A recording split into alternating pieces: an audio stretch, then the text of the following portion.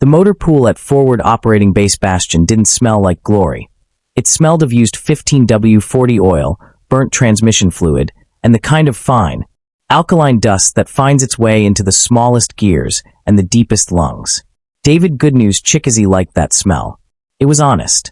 It didn't ask him for tactical briefings or casualty counts. It only asked him to find the source of a rattle or the reason for a seized piston. To the Marines of the 2nd Battalion, David was a ghost in tan coveralls. He was the new grease monkey who had arrived 6 months ago with a folder of discharge papers that said SGT. Major, and a face that looked like it had been carved out of old mahogany and left in the sun too long. He was 34, but in the eyes of the 20-year-old corporals, he was ancient, a relic of a previous war who moved with a deliberate, almost agonizing slowness. "Hey Pops, you done with the lead Humvee yet? Or are we waiting for the next solar eclipse?" Staff Sergeant Cole Maddox's voice cut through the rhythmic clink-clink of David's wrench. David didn't look up from the undercarriage of the armored vehicle. He just wiped a smear of grease from his forearm with a rag that was already black with carbon. The fuel injector was clogged with sand. "Staff Sergeant, give me 10 minutes to prime the line, or you'll be walking back from the canyon." Maddox rolled his eyes, looking back at his squad of young Marines. "See that? Efficiency is a foreign concept to the old guard. In David's world, we have all the time in the desert." The younger Marines snickered. They saw David as a man who had reached his ceiling, a retired guy who took a civilian contract because he couldn't hack it in the real world and was too slow for the new one. They joked that he probably spent his evenings polishing his metals and talking to the sand. They didn't notice the way his eyes never stopped scanning the perimeter while he worked. They didn't notice that his slow movements were actually the absence of wasted motion. David heard the laughter, but it didn't touch him. He had spent a decade in the shadows of the unit, where silence was a survival skill and ego was a liability. He had seen men like Maddox before, brave, loud, and dangerously convinced of their own invincibility. He wanted to tell them that the desert doesn't care about your rank or your bravado. It only cares about your preparation. But he remained quiet. He had traded his rifle for a socket wrench because he was tired of carrying the weight of other men's lives. He preferred being David the mechanic. It was a simple identity. He liked the way the younger Marines looked past him as if he were part of the scenery. It was safer that way. If they didn't know who he was, they wouldn't ask him for the stories he was trying to forget. They wouldn't ask him about the night in Mogadishu or the 3 days in the mountains of Tora Bora. He reached into his chest pocket and felt the sharp edges of his old unit dog tags, tucked away behind a stack of supply manifests. They were cold against his skin, a reminder of the man he used to be, the man he hoped he'd never have to be again. 10 minutes, Chickasee. Maddox shouted over his shoulder as the squad moved toward the mess hall. "Don't make us late for the briefing. Some of us actually have a war to win." David watched them go, his expression unreadable. He picked up his wrench and went back to work, his movements steady and precise. He was the new grease monkey, the man who was too slow, too quiet, and too old. He was exactly who he wanted to be. But as the wind picked up, carrying the scent of ozone and distant thunder, David felt a familiar tightening in his chest. The desert was changing. The air felt heavy, like a held breath. He tightened the last bolt on the fuel line and stood up, his gaze fixing on the shimmering horizon where the canyon walls met the sky. They thought he was slow. They thought he was nobody. And David prayed, for their sake, that they were right. The following morning, the motor pool was a hive of controlled chaos as the convoy prepped for a routine supply run through the Siani Pass. Staff Sergeant Maddox stood by the lead Humvee, reviewing a manifest with Lieutenant Marcus Hill, the unit's communications specialist. Hill was young, sharp, and obsessed with the technical specs of his gear. But even he was having a frustrating morning. One of the long-range antennas on the command vehicle was throwing a ghost signal, a rhythmic interference that defied the diagnostic software. "I'm telling you, sir. The sweep is clean," Hill muttered, tapping his tablet with a gloved thumb. "But the audio is trash. It's like there's a heartbeat in the hardware." David was 20 feet away, kneeling in the sand beside a stack of spare tires. He wasn't even looking at the Humvee. He was cleaning a set of needle-nose pliers, his head tilted slightly to the left, his eyes half closed. "It's not the hardware, Lieutenant," David said quietly. His voice didn't carry the weight of a command, but it had a strange, resonant clarity that cut through the roar of idling engines. Maddox looked up, a a smirk already forming. "Oh, here we go. The grease monkey's got a theory." "What is it, Pops?" "Bad spirits in the radio." David stood up slowly, the joints in his knees popping like dry brush. He walked over to the Humvee, his boots making no sound in the loose dirt. He didn't look at the tablet or the wires. Instead, he placed a grease-stained palm flat against the hood of the vehicle, feeling the vibration of the engine.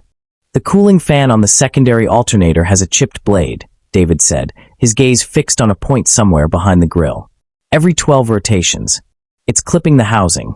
It's creating a localized electromagnetic pulse. It's not a ghost signal. It's physics. Tighten the shroud and sand the leading edge of the third blade. The interference will stop." Hill blinked, looking from David to the engine. "The cooling fan? David, that's not even connected to the comms bus." "Vibration is just sound you can't hear yet," David replied simply. Maddox let out a short, cynical laugh. "You heard all that from over there? While 3 other trucks are running." David didn't answer. He just looked at Maddox, not with the submissive gaze of a contractor, but with a flat, piercing intensity that made the staff sergeant's smile falter. For a split second, the old man was gone. In his place stood a man whose situational awareness didn't just cover the mechanics of a truck, but the entire 360-degree geometry of the yard. Maddox felt a sudden, inexplicable chill.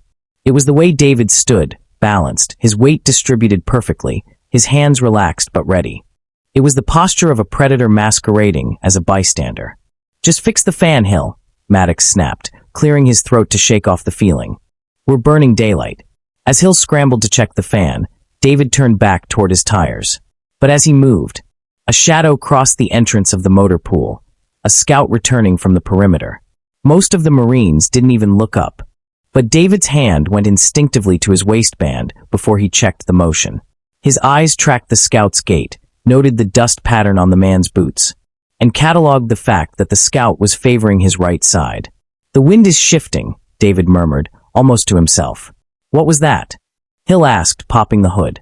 He reached in, felt the cooling fan, and his face went pale. "Surrey's right. The third blade. It's notched. Exactly where he said." Hill looked over at the mechanic. But David was already back on his knees in the dirt, the grease monkey mask firmly back in place. Maddox watched him for a long moment, the sarcasm gone from his expression, replaced by a nagging, professional curiosity. He had seen that kind of perfect pitch only once before, during a joint op with a Tier 1 unit in Erbil. It wasn't just a skill, it was a symptom of a life spent on the edge of the world. "Who did you say he was again?" Hill whispered. "A mechanic," Maddox said, though his voice lacked conviction. "Just a mechanic." The wind had shifted by midday, bringing with it a metallic tang that David didn't like. It was the scent of a storm, not of rain, but of heat and static. In the shadow of the motor pool's corrugated tin roof, David stood before the unit's mission board, his eyes tracing the red line of the planned route through the Siani Pass. To anyone else, it was just a line on a map. To David, it was a series of mathematical vulnerabilities. He waited until the pre-mission briefing was breaking up before he approached Staff Sergeant Maddox and the convoy commander, Captain Holloway. They were huddled over a tablet, discussing fuel logistics and arrival windows. "Captain," David said, his voice low and devoid of the usual apologetic tone of a contractor. "The Siani route. The elevation change at the 14-kilometer mark creates a blind spot for the trailing vehicles. With the current wind speed, the dust from the lead Humvee will linger in that bowl for nearly 60 seconds. You'll be driving blind through a natural choke point." Holloway looked up, blinking as if he'd forgotten David was even in the room.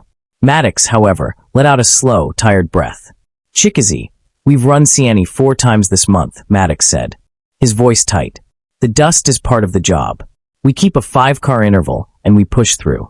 We don't have the fuel for the western detour." "The western detour is longer," David conceded, "but it offers high ground visibility. Siani is a kill zone if someone is waiting at the rim. The rocks there are porous. They soak up thermal signatures. You won't see a man with a rifle until he's breathing on your windshield." Captain Holloway leaned back, crossing his arms. He looked at David's grease-stained tan shirt, then at the wrench tucked into his side pocket. "I appreciate the mechanical expertise, David. Truly. The way you handled that radio interference was impressive. But tactical route planning is a command-level decision. We have drone overhead for the first half. And we have a schedule to keep. The drone won't see through the dust bowl at the 14-kilometer mark, David pressed. His heart rate steady, but his mind racing through the geometry of a possible ambush. The shadows there are deep this time of day. It's a textbook L-shaped setup. Maddox stepped forward, closing the distance between them. He was a head shorter than David, but he carried the institutional weight of the Marine Corps. Listen to me, grease monkey. You're here to keep the engines turning and the tires inflated. You've been out of the loop a long time. The world has changed. We have tech you haven't even seen. Now get back to the motor pool, keep your head down, and stay in your lane. The word stay in your lane hung in the air, heavy and dismissive. It was the ultimate insult to a man who had once paved those lanes with his own blood. David's jaw tightened, just a fraction, but he didn't argue. He saw the way Holloway was already looking back at his tablet, dismissing him as a nervous old-timer who had spent too many years under a chassis. Understood, sir, David said quietly. He turned and walked back toward his workbench. He didn't look back. As he picked up a polishing rag, he could hear the younger Marines laughing nearby, someone making a joke about SGT. Major safety. David sat on his stool and began to meticulously clean his tools. He knew the look of a disaster before it happened. It was a physical sensation, like the drop in pressure before a hurricane. He looked at the dog tags hidden in his pocket. He had tried to be a nobody. He had tried to let the new generation lead. But as the engines of the convoy began to roar to life outside, the sound didn't provide him with the usual mechanical comfort. It sounded like a countdown. He didn't return to the shade. Instead, he grabbed his tactical vest, the one he usually left on the hook, and checked the seals on his water canteen. If they wouldn't change the lane, he would just have to make sure he was in it when the dust started to settle. The smell of burning rubber and hot iron always acted as a key, unlocking a door in David's mind that he spent every waking hour trying to keep bolted shut. As he sat in the back of the vibrating Humvee, the rhythmic bumping of the desert floor faded, replaced by the ghost echoes of a different sky, 10 years younger and 1,000 shades darker. It was Mogadishu, 2014. The air hadn't been dusty. It had been thick with the copper tang of blood and the acrid smoke of tires burning in the streets. David wasn't a mechanic then. He was SGT. Major Chickasee, the point man for a tier, 1 Delta element, a shadow in a world of shadows. His job hadn't been to fix things.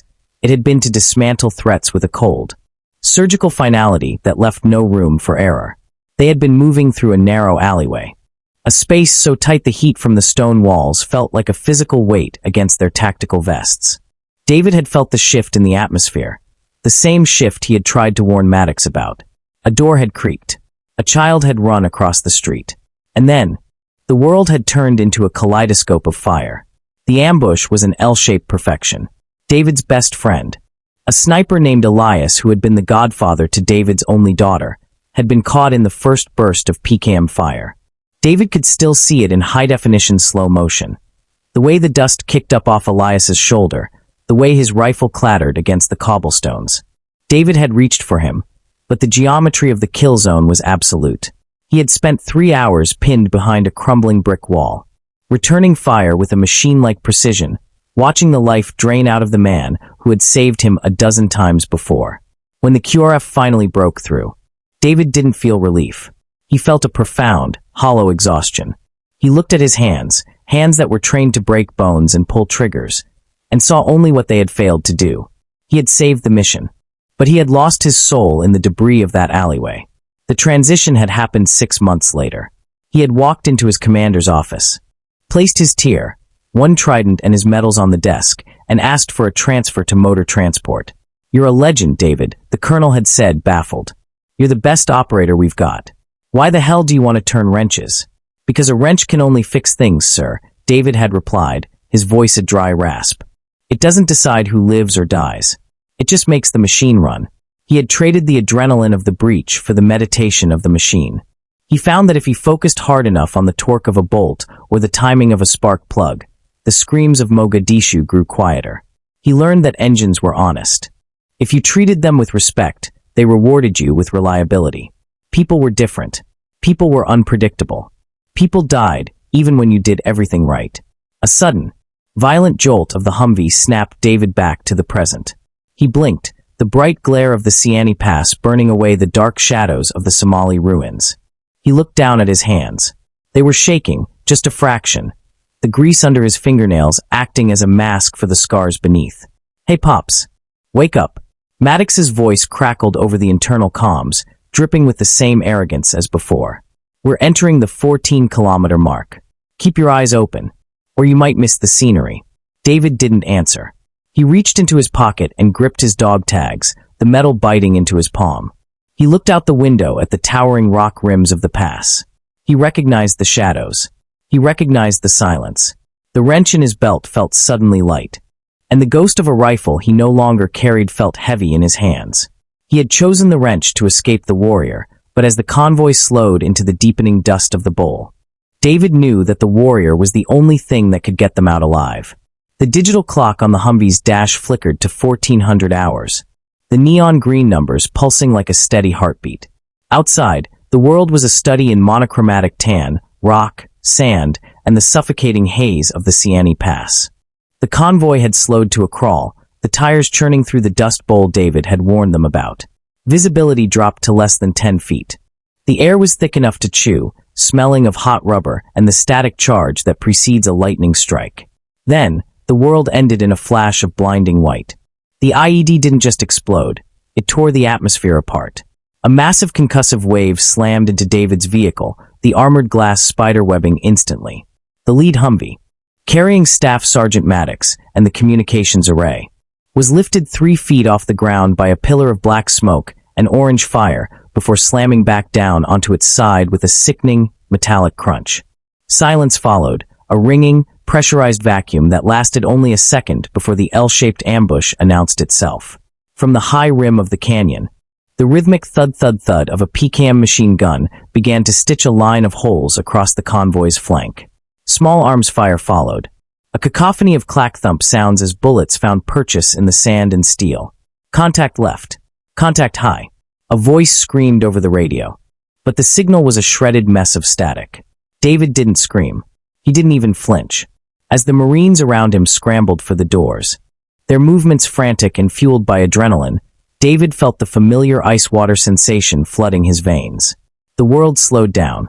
He saw the geometry of the kill zone as clearly as if it were a blueprint on his workbench.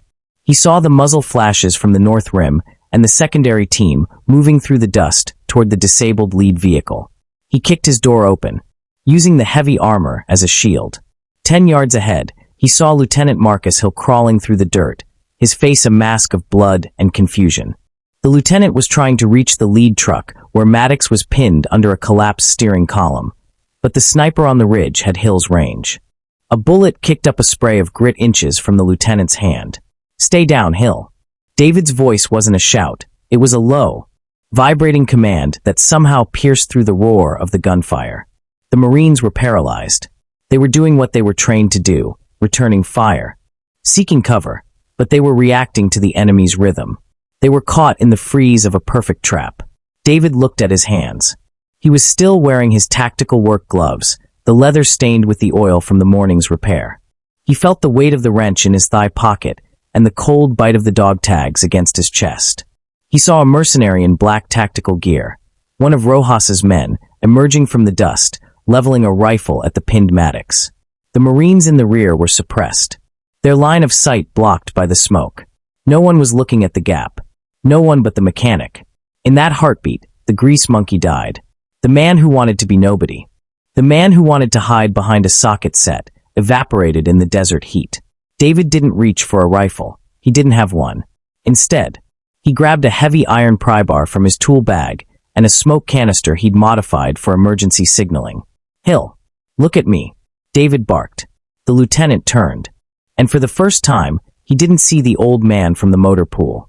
He saw a predator whose eyes were fixed on the kill.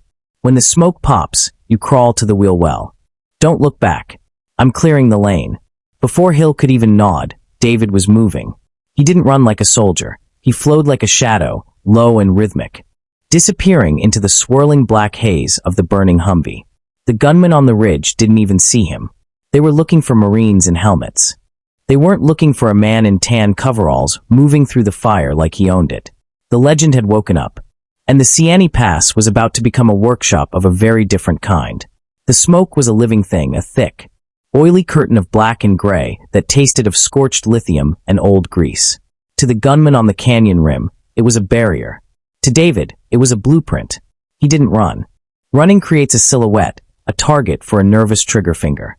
Instead, he moved in a low, predatory glide, his boots finding the silent patches of hard-packed sand between the rocks.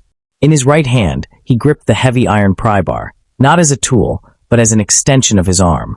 In his left, he held a pressurized can of industrial brake cleaner and a tactical lighter he'd kept in his pocket since his days in the unit. He reached the first cluster of boulders where one of Rojas's scouts had descended to flank the pinned Marines. The gunman was professional, dressed in matte black gear. His rifle leveled toward the spot where Lieutenant Hill was shivering in the dirt.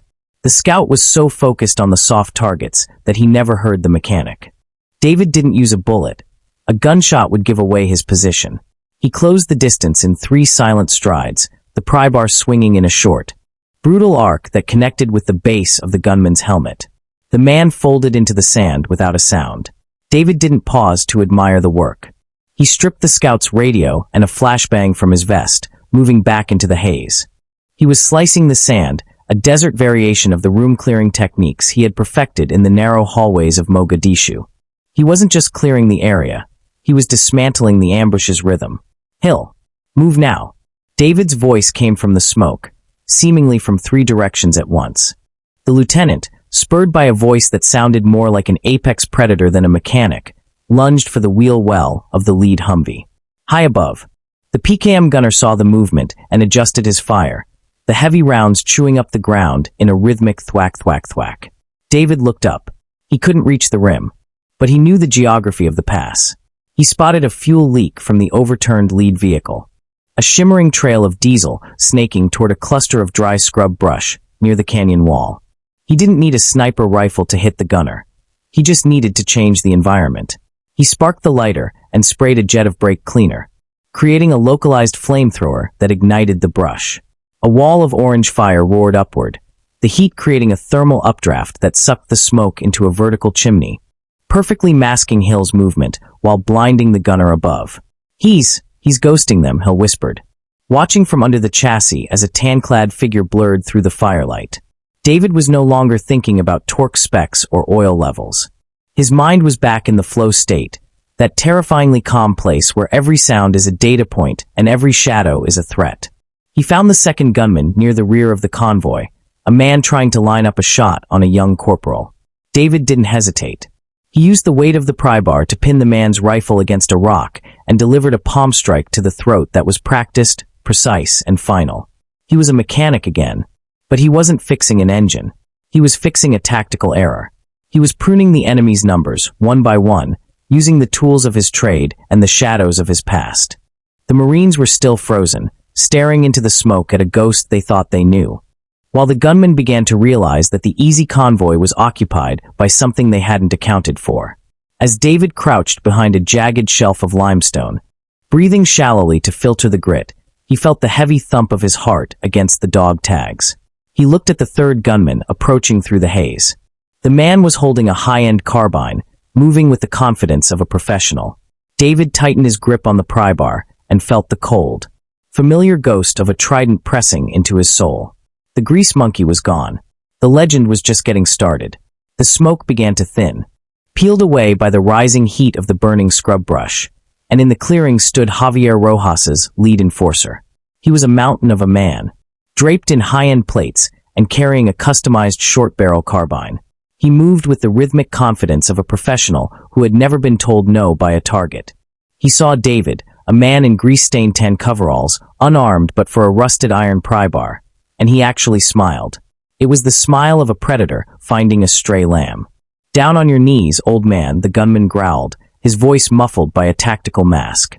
He leveled the muzzle of the carbine at David's chest, his finger taking up the slack on the trigger. David didn't drop. He didn't plead. He didn't even blink. He just shifted his weight, a subtle movement of the hips that realigned his center of gravity. "You're standing in my workshop," David said, his voice a low, vibrating rasp that seemed to come from the earth itself. "And you're using the wrong tools." The gunman's eyes widened, sensing the sudden change in the air. But he was a second too slow. David didn't charge, he exploded. It was the surgical application of close-quarters combat, the kind practiced by men who operate in rooms the size of closets. In one fluid motion, David stepped inside the arc of the rifle. His left hand slammed into the weapon's handguard, shoving the muzzle upward just as the gunman pulled the trigger. The rounds chewed into the canyon wall, harmless and loud. Before the gunman could compensate, David's right hand, still gripping the heavy pry bar, drove upward. He didn't swing it, he used it as a lever. He jammed the iron tip into the space between the gunman's plate carrier and his throat, using the man's own forward momentum against him. A sickening crack echoed through the pass as the man's head snapped back. David's movements were a blur of tear, one muscle memory. He pivoted, his elbow connecting with the gunman's temple, and then he executed a brutal, three-point disarm he had mastered in the dark corners of North Africa. The carbine didn't just fall. David stripped it from the man's grip with such torque that the gunman's fingers audibly popped. The mercenary lunged for a sidearm, but David was already there. He dropped the pry bar and used his open palms to trap the man's reach, spinning him into a standing joint lock. With a sharp, calculated twist, David sent the giant crashing into the sand. He didn't finish it with a kill. He finished it with a clinical, crushing strike to the nerve cluster in the man's shoulder, rendering his dominant arm useless. The entire exchange had lasted less than 8 seconds. From beneath the chassis of the overturned Humvee, Staff Sergeant Maddox watched, his mouth hanging open in the grit. He had seen high-speed operators before, but this was different. This was a masterclass. This was a man who moved like water and struck like a hammer. David stood over the groaning gunman, the captured carbine held in a low-ready position. He didn't look triumphant. He looked weary, as if the weight of the warrior was a coat he had hoped never to wear again. He checked the magazine, chambered a round with a crisp, metallic clack, and looked toward the ridge where the remaining mercenaries were repositioning. "Maddox, get Hill to the radio." David barked, the voice of the SGT. Major finally shattering the Marine's paralysis. "The sniper is shifting to the east rim. I'm going to draw his fire. When the line is clear, you call in the birds." Maddox scrambled to his feet, his previous arrogance replaced by a raw, desperate respect. "Sergeant Major, you don't have a vest." David didn't look back. He just adjusted his grip on the rifle, his eyes scanning the ridgeline with the terrifying focus of a man who had already calculated the end of the world. "I have a wrench in my pocket and 30 years of spite, Staff Sergeant. That's enough. Now move." As David stepped out of the shadow of the smoke and into the open sunlight of the kill zone, he wasn't a mechanic anymore. He was the legend the unit had joked about, the quiet professional who had finally been pushed too far. And as the first sniper round kicked up the sand at his feet, David Good News Chickasee started to run toward the fire. The canyon was no longer a tomb. It was a theater of war, and the performance was being dictated by a man who had forgotten how to feel fear. David moved through the open sand, a ghost in tan coveralls, drawing the sniper's fire with the calculated grace of a matador. Every time the heavy rounds kicked up a spray of grit, David was already elsewhere, his mind computing the trajectory, the windage, and the shooter's mounting frustration. He fired the captured carbine in short, rhythmic bursts, not to kill, but to pin the enemy to the ridge, buying the seconds that felt like hours. Behind the wreckage of the lead Humvee, the paralysis had broken. Inspired by the impossible sight of the mechanic taking on a mountain, Lieutenant Hill had finally bypassed the fried circuitry of the comms array. "Viper lead, this is Nomad. We have a Tier 1 asset on site. I repeat, a Tier 1 asset is clearing the lane. Requesting immediate CAS on my mark." Hill's voice was raw, cracking with a mixture of terror and awe. Above the canyon, the distant, predatory hum of Major Aaron John's A-10 Warthog deepened. "Copy, Nomad. I see your ghost. Coming around for the long walk. Keep your heads down." The ridge erupted in a sequence of thunderous, earth-shaking booms as the air support stitched the canyon rim, erasing the threat in a wall of fire and dust. The silence that followed was heavy, a thick blanket of ozone and settling sand. David stood in the center of the road, his chest heaving, the captured rifle hanging at his side. The fire from the scrub brush cast long, flickering shadows across his face, highlighting the grease, the blood, and the ancient intensity in his eyes. He didn't look like a hero. He looked like a man who had just climbed out of a grave. As the Marines began to emerge from behind their vehicles, weapons still raised but their faces pale with shock, the atmosphere shifted. It wasn't the cheers of victory that greeted David. It was a profound, heavy silence. Staff Sergeant Maddox was the first to approach, his boots crunching on the brass casings that littered the ground. He looked at the disabled mercenaries, then at the man he had called Pops just hours before. "Who are you?" Maddox whispered, his voice stripped of all its former arrogance. David didn't answer immediately. He reached up with a steady hand and hooked his thumb under the collar of his grease-stained work shirt.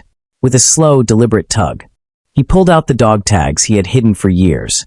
They weren't the standard-issue aluminum. They were the darkened, notched steel of a Delta Force operator.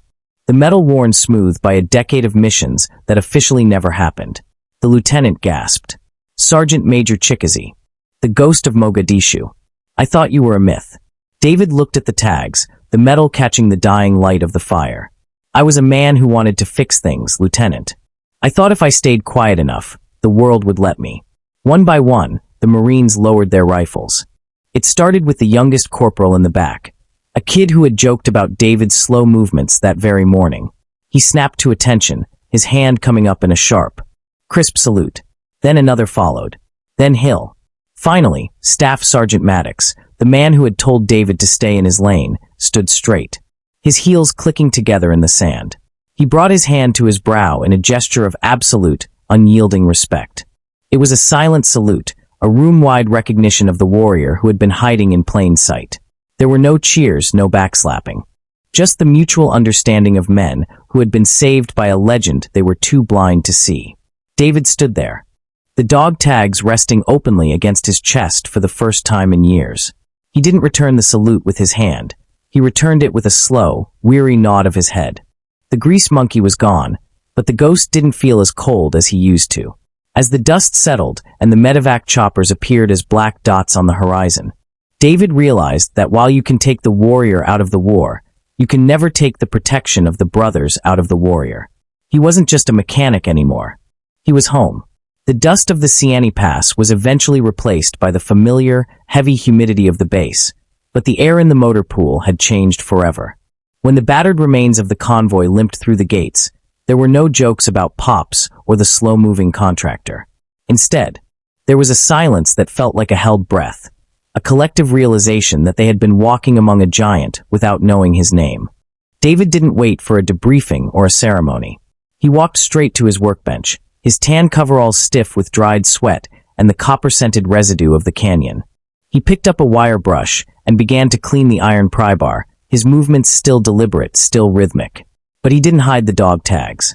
They hung outside his shirt, the notched steel clinking against his chest, a quiet declaration that the ghost and the mechanic had finally made peace with each other. The door to the motor pool creaked open, and Staff Sergeant Maddox entered. He looked different. The swagger was gone, replaced by a humble, searching look. Behind him stood Lieutenant Hill and a handful of the younger Marines. They didn't come to order him around. They stood at the edge of his workspace, waiting to be invited in. "Sergeant Major," Maddox said, the title coming out naturally now, with a weight of genuine reverence. "The CO is writing the reports. Major John from Air Support says he wants to buy the Ghost a drink when we get back to the States. But, the guys and we were talking." David stopped brushing the pry bar.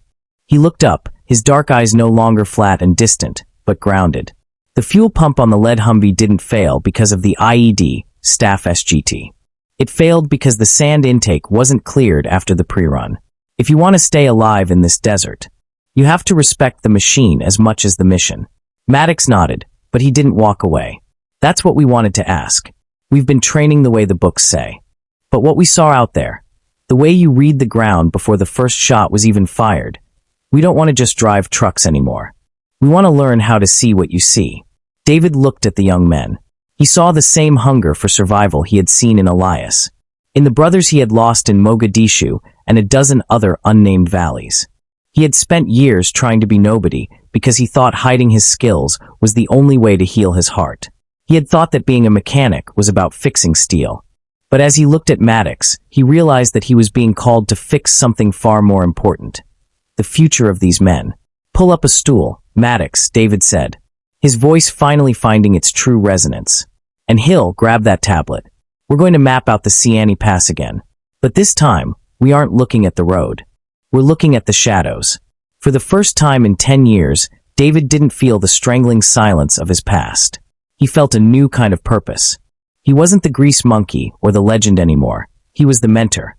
He began to talk, his words a steady stream of tactical wisdom and mechanical truth.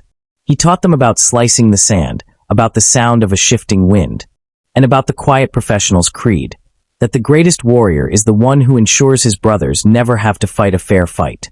The sun set over forward operating base Bastion, casting long, golden shadows across the motor pool.